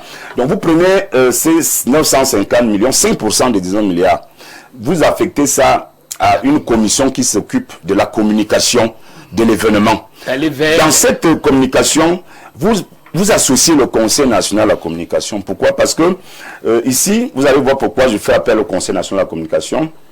Ici, vous avez des gens qui sont au quotidien au contact des médias. Bon, ils ne sont pas là seulement pour fouetter ou pour sanctionner, pour censurer. Eux aussi peuvent vous donner un avis favorable. C'est même leur rôle. C'est leur rôle. Donc, ils conseillent. Ils conseillent que si vous devez prendre 5 chaînes de télévision, voici ce que disent nos statistiques en termes d'audience, en termes d'audimat. Ah oui. Je vous propose de prendre telle chaîne de télévision. Moi, je suis vraiment choqué. Jean-Bruno, moi je ne parle pas parce que je viens à Info TV tous les jours. Je dis que je suis choqué qu'on fasse un événement de cette nature sans associer une chaîne de télévision comme Info TV, qui est l'une des chaînes les plus regardées, pas au Cameroun, même en Afrique noire au sud du Sahara. Ça c'est le classement de Canal+, c'est pas moi qui fais ça. Donc Canal+, c'est pas des amuseurs publics, c'est pas des plaisantins du tout. Donc parce que eux-mêmes sont suivis, ils font ces statistiques sur la base de ce et ils ont comme appareil et autres. Donc vous avez dans un projet comme celui-ci, dès que vous avez la CRTV, parce que c'est le tam-tam national, c'est le tam-tam national, vous devez quand même associer à cette communication 2 ou 3 chaînes privées d'envergure dont l'audimat est connu de tous. Ce n'est pas de petits arrangements. C'est-à-dire que Info TV devait être prioritairement associé à cette opération. Malheureusement, Info TV n'a pas été associé, d'autres chaînes privées n'ont pas été associées, et vous avez donc la communication que vous avez là, et qui ne donne rien, parce qu'aujourd'hui, on se demande même... Parce que le dernier recensement, vous marchez en route, vous croisez les gens là. Vous croisez les agents recenseurs en 2004. Aujourd'hui, là, c'est à peine que vous pouvez marcher à pied d'ici jusqu'à Mbolié, jusqu'à la poste centrale, c'est à peine si vous allez rencontrer un agent recenseur. Et même quand vous le rencontrez, comment vous allez l'identifier? Il arbore quelle tenue pour que vous sachiez que c'est lui, là, l'agent recenseur. Donc moi, je pense que la gestion de ce pays doit changer, doit se moderniser. Quand vous avez un pactole comme 19 milliards pour organiser un recensement général d'habitat au Cameroun, faites un effort d'être rationnel, faites un effort d'être moderne. La modernité aujourd'hui, c'est quoi? C'est la communication. C'est les NTC, donc même au niveau cybernétique, il fallait communiquer. Tous les moyens, tous les canaux possibles. Donc, moi, je propose ton smartphone, là, tu entends, au Premier ministre de leur donner encore un mois. Parce que si on ne donne pas un mois, nous, comme ça, on ne sera jamais recensé. Donc, il faut encore donner même un mois. Après le 31 août? Oui, ça ne peut pas donner, ça ne peut pas donner. Est-ce que depuis le 24 avril... Ils vont dire que ça va être toujours des rallonges budgétaires, parce qu'ils vont dire un mois encore, il faut ajouter, parce que l'argent est fini. Non, ils n'ont pas fait. Le budget initial voulait qu'on recense tout le pays. Donc, tant qu'ils sont à 60%, ça veut dire qu'il y a encore l'argent de 40%. Ouais. C'est de ça qu'il s'agit. Maintenant, c'est dans le temps. Est-ce qu'ils n'ont pas grignoté les 19 milliards pour les 60%? C'est ça le problème. Les 40% qui restent, c'est la consommation physique. La consommation financière doit être peut-être à 70%. Oui, je vous en prie. Là, nous sommes déjà sur une phase, une autre, parce que visiblement, le constat est fait. Et on pense justement coller un crédit minuscule jusqu'ici à ce recensement. Mais nous, notre volonté, c'est que ça change, qu'on inverse la tendance, que le recensement porte les fruits escomptés. Alors, qu'est-ce qu'on peut prendre comme stratégie justement pour au moins avoir les 40% qui restent? La première, c'est la dénonciation que vient de faire notre frère, le copanéliste Ndouk. C'est-à-dire qu'il fallait que... Non, pardon, il a dénoncé par rapport au curricula de l'enseignement d'histoire. La première avancée, c'est ce que nous venons de faire. Cela devrait être fait pratiquement sur les plateaux sœurs, afin que cette affaire soit su. Ça se fait, ça se fait. Tant mieux. Maintenant, les deux responsables techniques, c'est-à-dire Mme Barga, je ne veux pas la citer, et M. Jean Chofo, secrétaire général du ministère de l'économie. Si Mme Jean n'est pas là, qu'elle mette le M. Aoussa, qui est son directeur adjoint, qui est un peu plus vif. Voilà. Que les deux se mettent ensemble, fassent un bilan de la phase jusqu'à 60%. Qu'est-ce qui n'a pas marché? C'est eux qui ne le font pas, nous ne sommes pas dans l'institution. Eux savent ce qui ne marche pas. Et il faut donc adresser cette préoccupation parce qu'on peut l'adresser. Et se donner les coups de frange pour inverser la tendance, pour crédibiliser au moins les 40%. Oui. Alors, Esaïe, vous croyez que c'est encore possible d'ici le 31 août? C'est vrai quand même que quelque part, j'ai cru entendre que vous voulez même qu'on ajoute encore un autre mois après le mois d'août. Mais sinon, est-ce que vraiment on peut se dire à la fin du processus, on pourra avoir un recensement qui répond que la communication soit aux attentes? Oui, on procède comment? Je doute fort qu'on aura ce recensement, va véritablement refléter l'ensemble de la population du Cameroun, parce que si on prend seulement ici sur le plateau, je suis presque la seule personne qui a rencontré un agent de recensement. Jusqu'ici. Oui. Et on ne peut pas avoir un recensement où il n'y a presque pas. Parce que moi je dis, à part cette demoiselle qui était venue chez moi, je n'ai presque jamais rencontré un agent à l'extérieur, un agent de recenseur. Bon, on ne sait pas si ça se passe dans les espaces, ou bien on ne compte pas un autre logiciel que nous-mêmes on ne comprend pas. Mais il faut nous dire, il faut que le recensement se fasse sur le terrain, parce que si on s'arrête là, ou bien je pense que beaucoup viendront ici sur le plateau dire moi je n'ai pas été recensé. Et si c'est pour véritablement élaborer les politiques publiques, ça va être difficile véritablement qu'on ait des politiques publiques qui s'accommodent à un chiffre exact de la population. Et on va toujours avoir ce qu'on appelle un grain de sable dans la mer. Si le chiffre n'est pas bon, ça veut dire qu'on va peut-être créer des hôpitaux et tout le reste. Ça ne va pas répondre aux attentes des populations, parce que véritablement on n'a pas compté. On n'a pas véritablement compté les Camerounais. Et je dis encore, beaucoup sont en train de démissionner. Et si la dame qui est en charge nous suit, qu'elle essaye de voir si elle peut rectifier le tir, s'il y a encore possibilité. Qu'elle fasse rectifier le tir par ses collaborateurs. S'il y a encore de l'argent, qu'elle rectifie le tir. Parce que, qu'on le dise, beaucoup de chaînes de télé comme les vôtres devraient être associées. Selon, comme on l'a dit, selon les études de visibilité sur le canal. Que fournit le Conseil national de la communication simplement. Oui, ça doit être la demande et aussi, il y a aussi ce qu'on appelle il y a aussi des jeunes qu'on appelle des influenceurs, où beaucoup de on associe tous ceux qui sont appelés dessus. On devrait aussi envoyer là-bas pour mettre dans la communication. C'est ça qu'on appelle le recensement, effectivement. D'accord. Bravo, monsieur le DP. On a effectivement, la communication manque dans le processus de ce recensement.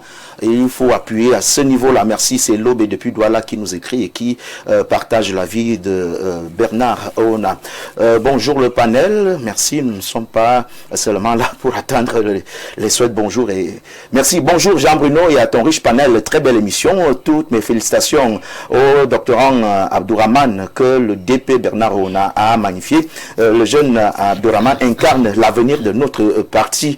Belle émission, c'est Saliou Oumarou depuis Garoua qui nous écrit et qui salue particulièrement Bernard Oona. Bonjour Jean-Bruno. Le recensement en cours n'est que la poudre aux yeux. Ils n'ont pas besoin des résultats issus de ce recensement. C'est de la distraction tout simplement pendant qu'ils sont en train de fabriquer les chiffres dans les bureaux. Pourquoi les résultats du recensement 2005 sont sortis 5 plus tard? C'est Marcelin Dolembe qui nous écrit et qui s'interroge à ce titre-là. Bonjour Jean-Bruno ainsi que à ton panel. Le véritable problème de ce recensement est le non-paiement des agents recenseurs. Je suis un agent recenseur. Si on payait bien et régulièrement les agents recenseurs comme le stipule le contrat que nous avons signé, je vous assure que ce recensement devrait être une réussite, mais c'est Yaoundé qui doit payer un agent recenseur qui est à Angelmandouga. Ah bon? Oui. Ou de Tcholéré. Périodiquement, le résultat ne sera que celui que vous voyez là. En passant, il y a encore beaucoup, je dis bien, beaucoup de zones ici de dénombrement qui n'ont même pas encore commencé l'identification de la numérisation qui sont les premières phases du recensement pour faute de paiement des frais de subsistance. Bien, le bonjour à tous. Merci. Là encore, c'est d'autres révélations. Ils ont corroboré. On avait déjà ça. On l'a dit ici. Bien. On est passé là tout à l'heure, je fais la passerelle. Là, on a parlé de cet agent recenseur qui est passé de vie à trépas sur morsure. Quand vous avez déjà ce genre de petits problèmes pour payer les subsides, mais attends, est-ce que le gars était couvert? Pour un agent que vous pensez que c'est un animal qui est mort? Bon, regardez, moi j'habite le 1er arrondissement de Yaoundé.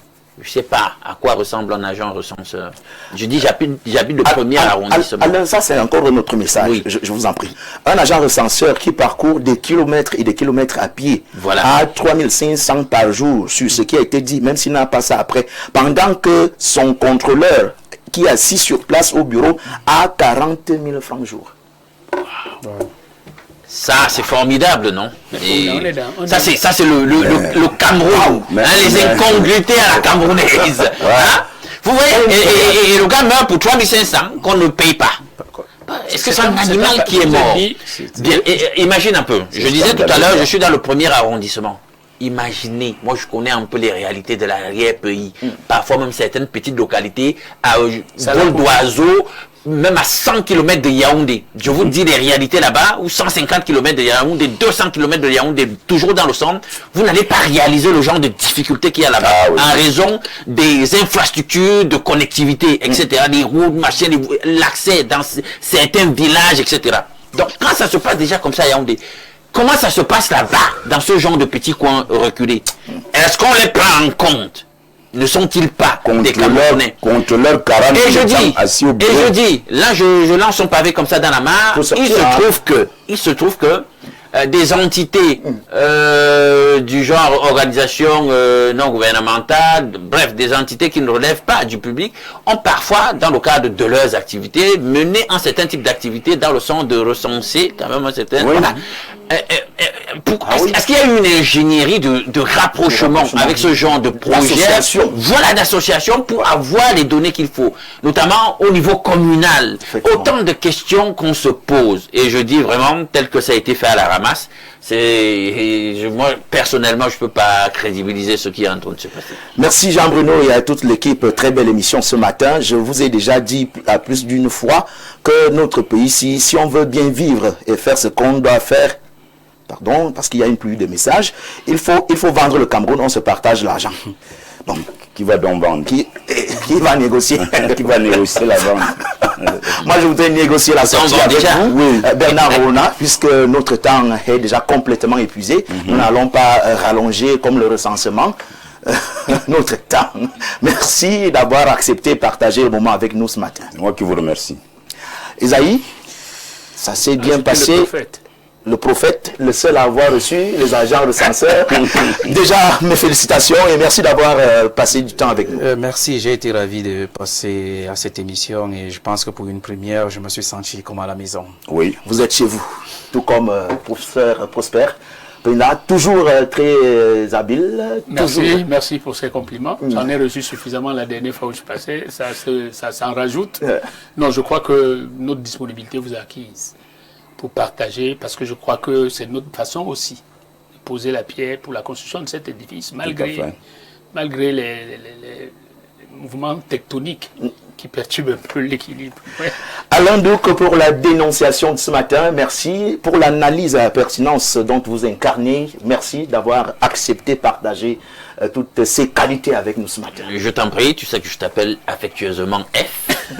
Voilà, merci aussi d'avoir conduit l'émission. De mettre l'émission. Merci à toute l'équipe technique sous la conduite de Ben Valls, le réalisateur de cette émission. Avec tout ceci, comme dit parfait à ici, que faites-vous encore ailleurs? Je voudrais vous rassurer sa disponibilité dans les toutes prochaines heures. Mais sinon, vous êtes avec Info Télévision, la télévision de proximité pour le vivre ensemble. Bonne journée.